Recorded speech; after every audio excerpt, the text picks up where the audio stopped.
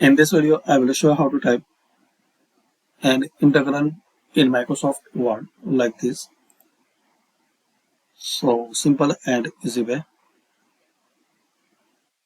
Type insert and equation. Firstly, select this integral and select any type of integral which you need here. BS type your number.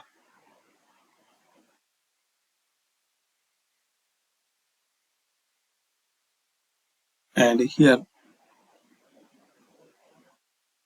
type function, so like sine,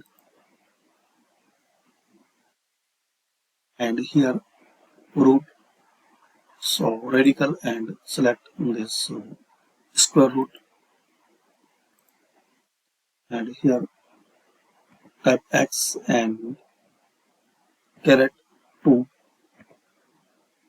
space minus and 1.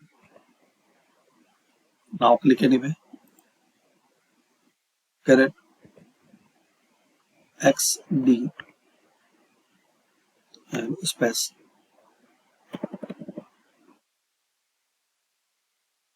Now type x dx. Now type dx. So thanks for watching, guys. This is the method. You can insert, you can type an integral in Microsoft Word.